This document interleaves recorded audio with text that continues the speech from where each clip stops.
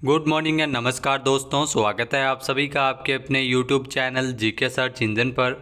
आज है 7 मई और 7 मई से रिलेटेड राजस्थान करंट अफेयर्स के जितने भी इम्पोर्टेंट क्वेश्चन हैं उन सभी को हम इस वीडियो में डिस्कस करने वाले हैं। तो पूरा वीडियो बहुत ध्यान से देखना और वीडियो के एंड में मैं आपसे एक क्वेश्चन पूछूंगा जिसका आंसर आप सभी को कमेंट बॉक्स में देना है। कल के वीडियो में मैंने आपसे एक क्वेश्चन पूछा था जो था हाल ही में राजस्थान हाईकोर्ट ने प्रदेश में बाल विवाह होने की दशा में किसे जिम्मेदार ठहराने के निर्देश जारी किए हैं। तो राजस्थान हाईकोर्ट के द्वारा राजस्थान सरकार को निर्देश जारी किया है कि जो बाल विवाह होते हैं उसके लिए सरपंच और पंच को जिम्मेदार ठहराया जाए। गाँव में आपने अक्सर देखा होगा कि 10 मई को अक्षय तृतीया के अवसर पर बाल विवाह होने की आशंका के मद्देनज़र हर साल आखा तीज पर सबसे ज़्यादा बाल विवाह राजस्थान में होते हैं और इसके लिए जो बाल विवाह होने की दशा में राजस्थान हाईकोर्ट ने इसके लिए सरपंच और पंच को जिम्मेदार ठहराने की बात कही है, जो निश्चित रूप से बाल विवाह जैसी कुरीति को दूर करने के लिए सराहनीय कदम है। उच्च न्यायालय ने राजस्थान सरकार को यह सुनिश्चित करने का निर्देश दिया है कि राज्य में कोई भी बाल विवाह न हो। इसके लिए अदालत ने यह भी कहा है कि बाल विवाह होने की दिशा में सरपंच और पंच को इसके लिए जिम्मेदार ठहराया जा सके। बाल विवाह की घटनाएं, दुर्घटना आपको बता दी घटनाएं हैं वो हर साल अक्षय तृतीया के अवसर पर अक्सर आपको राजस्थान में देखने को मिल जाती है। खास तौर पर ग्रामीण क्षेत्रों में घटनाएं ज़्यादा होती है, तो बाल विवाह को रोकने के लिए सरपंच और पंच को जिम्मेदार ठहराने का ये आदेश राजस्थान ही नहीं बल्कि पूरे देश के लिए भी एक मिसाल बन सकता है। तो चलिए स्टार्ट करते हैं आज के राजस्थान करंट अफेयर्स। पहला क्वेश्चन है, राजस्थान के जयपुर में द ग्रेट इंडियन ट्रैवल बाजार का कौन सा संस्करण जो इस साल आयोजित किया जा रहा है। जी हाँ, जयपुर में द ग्रेट इंडियन ट्रैवल बाजार का 13वां संस्करण है जो इस साल आयोजित हो रहा है। बी ऑप्शन यहाँ पर बिल्कुल सही है। जी हाँ, 5 से लेकर 7 मई तक इसका आयोजन है वो राजस्थान की राजधानी जयपुर में किया जा रहा है। आइए जानते हैं इम्पोर्टेंट फैक्ट्स। तो राजस्थान की राजधानी जयपुर में द ग्रेट इंडियन ट्रैवल बाजार का 13वां संस्करण जिसका उद्घाटन समारोह हाल ही में आयोजित हुआ। द ग्रेट इंडियन ट्रैवल बाजार का आयोजन 5 से लेकर 7 मई तक किया जा रहा है। जयपुर में 13वें संस्करण का आयोजन हो रहा है। जयपुर के जय महल पैलेस में केंद्रीय पर्यटन मंत्रालय की महानिदेशक मनीषा सक्सेना और राजस्थान पर्यटन विभाग की प्रमुख शासन सचिव गायत्री राठौड़ ने इस कार्यक्रम का शुभारंभ किया और उद्घाटन किया। इस कार्यक्रम में 52 देशों से 242 प्रमुख इनबाउंड जो फॉरेन टूर ऑपरेटर्स इसमें और बायर्स इसमें शामिल हो रहे हैं। नेक्स्ट क्वेश्चन है, राजस्थान का सबसे लंबा 6.5 किलोमीटर लंबा रोपवे कहाँ बनाया जाएगा। तो राजस्थान में जो सबसे लंबा लगभग 6.5 किलोमीटर इसकी लंबाई होगी और ये इतना लंबा रोपवे है ये जयपुर में बनेगा, यानी कि बी ऑप्शन यहाँ पर बिल्कुल सही है। आइए जानते हैं इम्पोर्टेंट फैक्ट्स। तो जयपुर में राजस्थान का सबसे लंबा रोपवे बनाया जाएगा जो आमेर महल से जयगढ़ और नाहरगढ़ को जोड़ेगा। राजस्थान का तकरीबन 6.5 किलोमीटर लंबा रोपवे जयपुर में बनेगा। हैदराबाद से एक सर्वे की टीम के द्वारा इन स्मारकों का जायजा लिया गया था और यही टीम राजस्थान में 4 अन्य जगहों पर भी रोपवे का सर्वे कर रही है। मेरी जानकारी के मुताबिक रोपवे के 4 स्टेशन बनाए जाएंगे जो जयपुर में बनेगा। तीनों पर्यटन स्थलों को जोड़ने वाले इस रोपवे की जो लंबाई है जो 6.5 किलोमीटर प्रस्तावित है। इसके अलावा ये शहर के एडवेंचर टूरिज्म को बढ़ावा देने के साथ साथ पर्यटक चंद घंटों में 3 बड़े स्मारक देख पाएंगे। नेक्स्ट है, हाल ही में राजस्थान के किस जिले में पहले वेड इन इंडिया एक्सपो कार्यक्रम का आयोजन किया गया था। तो जयपुर में राजस्थान में जो पहली बार वेड इन इंडिया एक्सपो कार्यक्रम है जो आयोजित हो रहा है, यानी कि सी ऑप्शन इसका बिल्कुल सही है। आइए जानते हैं इम्पोर्टेंट फैक्ट्स। तो जयपुर में वेड इन इंडिया एक्सपो कार्यक्रम जिसका आयोजन है वो किया गया है। यह आयोजन 5 से लेकर 7 मई तक, जी हाँ 5 से लेकर 7 मई तक आयोजित हो रहा है। कार्यक्रम में अगर बात की जाए तो से आई डू इन इंडिया नाम से एक फिल्म का प्रीमियर भी हुआ। केंद्रीय पर्यटन मंत्रालय और राजस्थान सरकार और फिक्की ने भारत को सर्वश्रेष्ठ वेडिंग डेस्टिनेशन के रूप में प्रदर्शित किया है। वेड इन इंडिया एक्सपो में राजस्थान ही नहीं बल्कि देश में विदेशी पर्यटन में भी बढ़ोतरी होगी और शादी के लिए विदेशी भी राजस्थान की ओर रुख करेंगे। नेक्स्ट है, हाल ही में किस राज्य सरकार के द्वारा सरकारी स्कूलों में मोबाइल पर पूरी तरह से जो टीचर्स के इस्तेमाल करने को लेकर बैन किया है। जी हाँ, सरकारी स्कूलों में मोबाइल है वो टीचर्स भी अब नहीं ले जा सकेंगे, इसके लिए पूरी तरह बैन किया जाएगा। तो ये राजस्थान सरकार की ओर से पहल की जा रही है। सी ऑप्शन यहाँ पर बिल्कुल सही है। आइए जानते हैं इम्पॉर्टेंट फैक्ट्स। जी हाँ दोस्तों, राजस्थान के अब सरकारी स्कूलों में जहाँ राजस्थान के सरकारी स्कूलों में अब टीचर अपने साथ मोबाइल नहीं ले जा सकेंगे। शिक्षा मंत्री मदन दिलावर ने स्कूल में टीचर्स के मोबाइल ले जाने पर बैन लगाया है।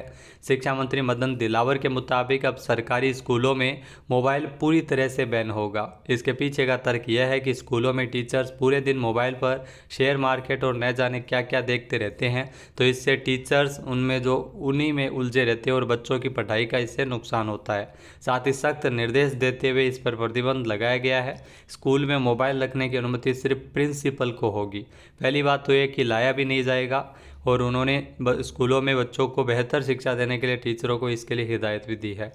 मोबाइल लाने की अनुमति शिक्षकों को नहीं होगी। अगर कोई भी शिक्षक गलती से लेकर भी आएगा तो उसे अपना मोबाइल प्रिंसिपल ऑफिस में जमा करवाना होगा। नेक्स्ट है, उदयपुर के महाराणा प्रताप कृषि एवं प्रौद्योगिकी विश्वविद्यालय द्वारा गोद लिए गए किस गांव को स्मार्ट विलेज का खिताब मिला है?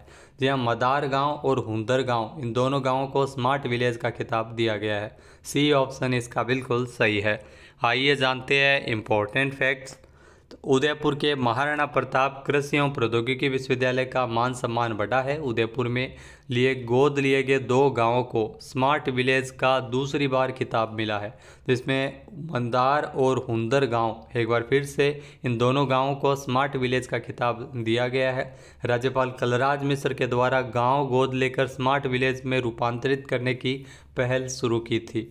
दोनों स्मार्ट विलेज को जनवरी से मार्च तक की त्रैमासिक अवधि में किए गए नवाचार एवं अन्य गतिविधियों की समीक्षा के बाद राजस्थान के राज्यपाल कलराज मिश्र के द्वारा जो उदयपुर के महाराणा प्रताप कृषि प्रौद्योगिकी विश्वविद्यालय के कुलपति डॉक्टर अजीत कुमार कर्नाटक को इन गांवों के लिए प्रशंसा पत्र भेजा। नेक्स्ट है, हाल ही में देश का पहला regional driving training centre Rajasthan में कहाँ बनाया गया है? तो राजस्थान में केकड़ी ज़िले में ये बन रहा है, यानी कि ए ऑप्शन यहाँ पर बिल्कुल सही है। आइए जानते हैं इम्पोर्टेंट फैक्ट्स। जहाँ केकड़ी में बना है देश का पहला regional driving training centre. Ajmer संभाग के केकड़ी जिला पर स्थित जो विजयनगर और बांदनवाड़ा के बीच सिंगावल गांव में देश का पहला रीजनल ड्राइविंग ट्रेनिंग सेंटर बनकर तैयार हो गया है। तकरीबन 6 करोड़ रुपए की लागत से बनाए इस ट्रेनिंग सेंटर में हेवी और लाइट व्हीकल्स के ड्राइवर्स को फ्रेशर, रिफ्रेशर सहित अन्य प्रशिक्षण सुविधाएं मिलेगी। ऐसा होने से आदर्श ड्राइवर तैयार होंगे और यहां से प्रशिक्षण के बाद विदेशों में भी जा सकेंगे। केंद्र सरकार के सड़क परिवहन एवं राजमार्ग मंत्रालय और राजस्थान सरकार के परिवहन एवं सड़क सुरक्षा मंत्रालय और राजस्थान सड़क सुरक्षा सोसाइटी के सहयोग से पीपीपी मोड पर इस ट्रेनिंग सेंटर का संचालन होगा। नेक्स्ट है, राजस्थान में एनटीपीसी का 1600 मेगावाट का कोल आधारित पहला बिजली संयंत्र कहाँ लगाया जाएगा? जी हाँ, इसकी स्थापना छबड़ा 12 में की जाएगी। सी ऑप्शन इस क्वेश्चन का बिल्कुल सही है। आइए जानते हैं इम्पोर्टेंट फैक्ट्स। जी हाँ, छबड़ा 12 में तकरीबन 1600 मेगावाट कोल आधारित बिजली संयंत्र लगाने को लेकर एनटीपीसी और राज्य सरकार के बीच करार है वो हुआ है। आचार संहिता के बाद करार के साथ एग्रीमेंट भी पूरा हो जाएगा और इसकी जो लागत है वो तकरीबन 16,000 करोड़ रुपये आएगी। इसका संचालन पूरी तरह से एनटीपीसी के द्वारा किया जाएगा। राजस्थान में एनटीपीसी का ये कोल आधारित पहला बिजली संयंत्र होगा जो लगभग 4.5 साल में बनकर तैयार होगा। छबड़ा में लगने वाले 1600 मेगावाट क्षमता के कोल आधारित बिजली संयंत्र में 800 मेगावाट की 2 यूनिट का निर्माण किया जाएगा और ये प्लांट जो सुपर क्रिटिकल श्रेणी का होगा। इसके अलावा छबड़ा में 1600 मेगावाट क्षमता का कोल आधारित बिजली संयंत्र लगने के साथ ही इस प्लांट में लगभग 350 लोगों को रोजगार मिल सकेगा। नेक्स्ट क्वेश्चन है, राजस्थान में कहां पर न्यूक्लियर पावर गैलरी की स्थापना के लिए नेहरू विज्ञान केंद्र मुंबई के साथ एमओयू पर हस्ताक्षर किए गए हैं? तो राजस्थान में न्यूक्लियर पावर गैलरी की स्थापना होगी। इसके लिए नेहरू विज्ञान केंद्र मुंबई और जयपुर में इसकी स्थापना की जाएगी, यानी कि बी ऑप्शन यहाँ पर बिल्कुल सही है। आइए जानते हैं इम्पोर्टेंट फैक्ट्स। तो जयपुर में न्यूक्लियर पावर गैलरी की स्थापना के लिए नेहरू विज्ञान केंद्र मुंबई के साथ समझौता ज्ञापन पर हस्ताक्षर किए हैं। राजस्थान सरकार के द्वारा लगभग 600 वर्ग मीटर क्षेत्र में निर्मित किए जाने वाले हॉल ऑफ न्यूक्लियर पावर प्रदर्शनी को मूर्त रूप देने के लिए लगभग 7 करोड़ रुपये की राशि व्यय होगी, जिसमें से अगर बात की जाए तो NPCIL द्वारा अनुदान के रूप में 4 करोड़ रुपये की राशि दी जाएगी। केंद्र में स्थापित होने वाला हॉल एक महत्वपूर्ण घटक होगा, जिसे आमजन परमाणु ऊर्जा के विभिन्न अनुप्रयोग एवं भारत द्वारा किए गए इस क्षेत्र में अनुसंधान एवं विकास की जानकारी ले सकेंगे। तो न्यूक्लियर पावर गैलरी की स्थापना जयपुर में की जाएगी। नेक्स्ट है ICC महिला T20 विश्व कप 2024 का आयोजन किस देश में किया जाएगा। तो ICC महिला T20 विश्व कप 2024 का आयोजन है वो किया जाएगा बांग्लादेश में। बी ऑप्शन यहाँ पर बिल्कुल सही है। पुरुष का अगर आपसे पूछ लिया जाए तो अमेरिका और वेस्ट इंडीज़ में होगा। आइए जानते हैं इम्पोर्टेंट फैक्ट्स। तो अंतर्राष्ट्रीय क्रिकेट परिषद ICC ने आगामी महिला T20 जो क्रिकेट विश्व कप की कार्यक्रम की घोषणा की है।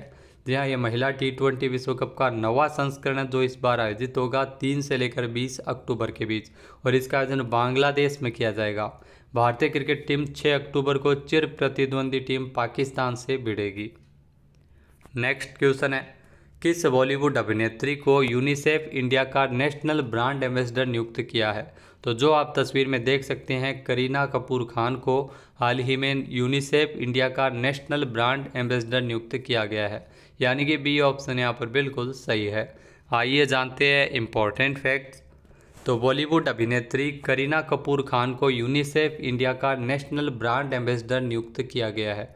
करीना कपूर साल 2014 से यूनिसेफ इंडिया के साथ जुड़ी हुई है और उन्होंने लड़कियों की शिक्षा, लैंगिक समानता जैसे कई मुद्दों पर काम भी किया है।